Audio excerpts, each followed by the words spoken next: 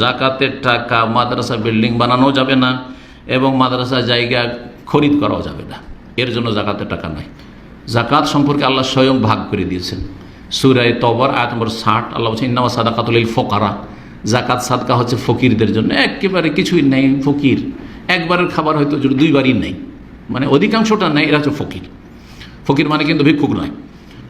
আল মাসাকিন, যাদের অল্প অভাব আছে, দুইবার খাবার আছে কিন্তু একবার নেই, মাসের 25 দিন চলে যাচ্ছে, 5 দিন চলে না, অথবা খাওয়া দাওয়া কোনো রকম চালিয়ে নিচ্ছে কিন্তু ছেলে মেয়েদের লেখাপড়া চালাতে পারে না, অথবা তার চিকিৎসা চালাতে পারে না, এই ধরনের যারা, এরা মিসকিন, এদেরকে ওয়ালা আমেলিনা আলাইহা। আর যারা ফুল টাইম দিয়ে এই জাকাত সাদকা বন্টন করবে, কাউকে দায়িত্ব দিয়েছেন যে তোমাকে 8 ঘন্টা ডিউটি করতে হবে, আমার জাকাতটা বন্টন করতে হবে, বা 1 সপ্তাহ ধরে তোমাকে এই কাজটা করতে, 1 সপ্তাহ কাজ করতে যেতে পারবে না, তোকে বেতন দেবেন না, ওখান থেকে দিতে পারবে না। জি, সরকারের পক্ষ থেকে এরকম থাকতো না, নবী সাল্লাল্লাহু আলাইহি ওয়াসাল্লামের জামানায়, খোলাফায়ে জামানায় তাদেরকে দেওয়া যাবে।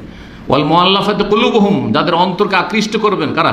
নিউ মুসলিম, অথবা ইসলামের কাছাকাছি চলে আসবে, অথবা কট্টর ইসলামের শত্রু, আর আপনারা দুর্বল, কাকে কিছু দিলে একটু নরম থাকবে মুসলিমদের ক্ষেত্রে, এই সব ক্ষেত্রগুলিকে বলা হয়েছে, বিশেষ করে নিউ মুসলিম যারা। আর অফির রেকাব, দাস মুক্তিতে, কোনো দাসের যুগ নেই এখন। কেউ যদি নিরীহ ব্যক্তি সে জুলমের শিকার হয়ে মিথ্যা অপবাদ দিয়ে তাকে জেলে পাঠিয়ে দেওয়া হয়েছে, জেল থেকে ছাড়ানোর জন্য দেওয়া যেতে পারে অফির রেকাব।